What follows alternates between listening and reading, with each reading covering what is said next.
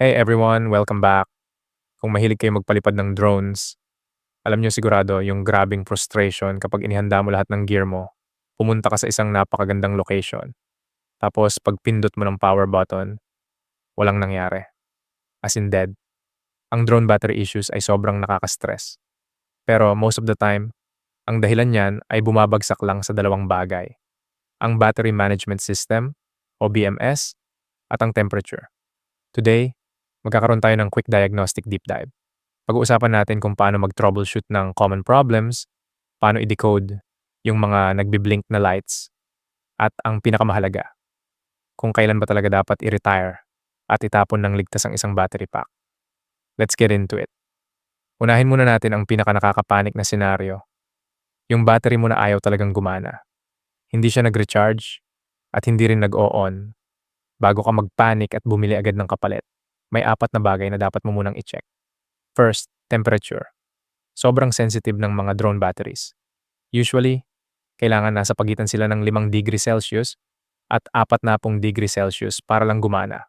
Kung sobrang init nito galing sa huling flight, o kaya naman ay nanigas sa lamig dahil naiwan sa sasakyan magdamag, nalalak ang smart tech sa loob nito para sa safety. Ang solusyon, iwan mo lang muna sa isang room temperature na kwarto for an hour, tapos subukan mo ulit. Ngayon, kung hindi naman temperature ang issue, baka naman nasa hibernation mode lang iyan. Kapag iniwan mo kasing nakaimbak ang battery na walang laman ng matagal, natutulog ito ng mahimbing, as in deep sleep, para protektahan ang sarili nito mula sa tuluyang pagkasira ng voltage. Para magising ito, isaksak mo lang sa charger at iwanan mo roon ng ilang oras. Yung mabagal na trickle charge ay madalas sapat na para magising ang BMS. Kung dead pa rin talaga, i-check mo naman ang physical parts. Kumuha ka ng cotton swab na may kaunting isopropyl alcohol at dahan-dahan mong linisin yung metal pins sa mga contacts para matanggal ang dumi o residue. Finally, tandaan na may firmware din ang mga battery. Kung nagloloko ang charging hub o ang mismong drone mo, isaksak mo ito sa PC gamit ang software tulad ng DJI Assistant 2 para tingnan kung may mga critical updates na pwedeng mag-fix ng bug na iyan. Alright, pero paano naman kung may buhay nga ang battery mo? Pero panay naman ang kurap o pag-blink sa'yo ng mabilis. Hindi ibig sabihin niyan ay sira na ito. Sa totoo lang, sinusubukan ka nitong kausapin. Tingnan mong mabuti kung aling LED ang nagbi-blink. Kung ang LED dalawa ay nagbi-blink ng 2 beses kada segundo, may overcurrent issue ka. Hugutin mo muna ang lahat at i-check ang iyong saksakan o power bank. Kung ang LED tatlo naman ang nagbi-blink ng 3 beses kada segundo, over voltage yan. Siguraduhin mong official charger ng manufacturer ang gamit mo at hindi kung anong murang third-party adapter lang. At kung LED apat naman ang nagbi-blink, temperature warning yan. Kapag 2 blink kada segundo, sobrang lamig. Kaya ilipat mo sa mas mainit na pwesto.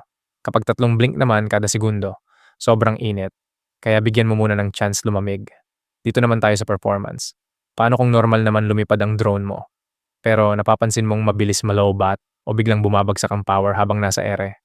Ang tawag dyan ay voltage sag. Umpisahan mo sa pag-check ng cycle count sa app. Ang mga standard drone batteries ay nagde-degrade na talaga pagkatapos ng 200 hanggang 300 cycles. Kung madalas ka lumipad, baka naman natural na talagang pagod at matanda na ang battery mo. Pero kung mababa pa naman ang cycle count, baka may cell imbalance. Buksan mo ang companion app ng drone mo at tingnan mo ang voltage ng bawat cell. Kung may isang cell na mas mababa ang karga kumpara sa iba, hihilahin yan pababa ang buong performance ng drone mo. Swerte natin dahil may medyo madaling solusyon para rito. Pwede mong ma-recalibrate ang battery pack sa pamamagitan ng pag-charge nito hanggang 100% at pag-iwan nitong nakasaksak sa charger ng extra 1 oras pa kahit sinasabi nitong puno na ito. Binibigyan nito ang BMS ng sapat na oras para magawa ang tinatawag na top balance kung saan pinapantay-pantay nito ng ligtas ang voltage sa lahat ng magkakahiwalay na cells. Sa huli, pag-usapan natin ang pinaka-importanting topic sa lahat, safety. Ang mga lithium polymer, LiPo batteries, ay may napakalaking kuryente sa loob. At kapag nagka-problema ang mga ito, pwede silang magdulot ng sunog. Kailangan mo nang ihinto agad ang paggamit at itapon ng tama ang battery kung may mapansin ka sa 3 red flags na ito. 1. Swelling, pagkabuntis. Kung ang plastic shell ay mukhang lobo, tabingi o buntis, may degraded gas na sa loob ng mga cell niyan. Sira na yan, dalawa. Physical damage. Maghanap ng mga lamat sa casing, tagas, o yung kakaibang amoy ng chemical na matamis-tamis. Tatlo, sudden percentage drops. Kung ang battery percentage mo ay biglang bumagsak habang lumilipad. Halimbawa, mula 60% naging 10% sa isang kurap lang ng mata. Hindi na reliable ang battery pack na, yan, makinig kayo. Huwag ninyong i-risk yung mamahalin ninyong drone o mas malala, ang masunugan ng bahay para lang sa isang sirang battery.